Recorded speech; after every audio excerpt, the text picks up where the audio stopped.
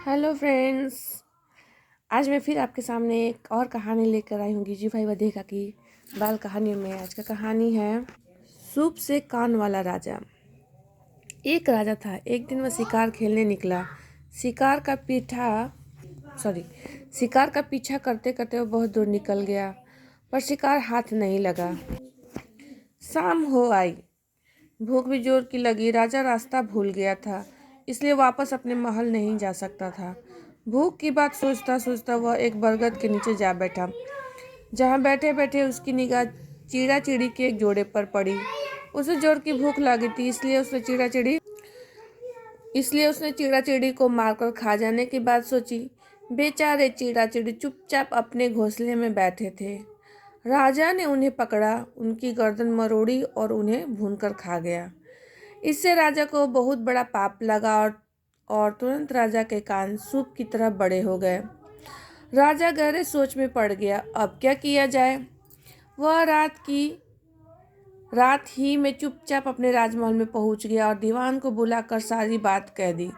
फिर कहा, सुनिए दीवान जी, आप ये बात किसी से कहिए मत और किसी को यहाँ इस 7वीं मंजिल पर आने भी मत दीजिए। दीवान बोला, जी ऐसा ही होगा। दीवान ने किसी से कुछ कहा नहीं। इसी बीच जब राजा की हजामत बनाने का दिन आया तो राजा ने कहा, सिर्फ नाई को ऊपर आने दीजिए। अकेला नाई 7वीं मंजिल पर पहुंचा। नाई तो राजा के सूप जैसे कान देखकर गहरे सोच में पड़ गया। राजा ने कहा, सुनो धन्ना, अगर मेरे कान की बात तुमने किसी से कही तो मैं तुमको कोल्हू में डालकर तुम्हारा तेल निकलवा लूँगा। समझ लो कि मैं तुमको जिंदा नहीं छोड़ूंगा। नाई ने हाथ जोड़कर कहा, जी महाराज, भला मैं क्यों किसी को कहने लगा। लेकिन नाई के पेट में बात कैसे पचती। वह इधर जाता और उधर जाता और सोचता कि बात कहूँ तो किससे कहूँ। आखिर वह शौच के लिए निकला। बात तो उसके पेट में उछल कूद मचा रही थी, मुंह से बाहर निकलने को बेताब हो रही थी। आखिर नाई ने जंगल के रास्ते में पड़ी एक लकड़ी से कहा, राजा के मान सूप से।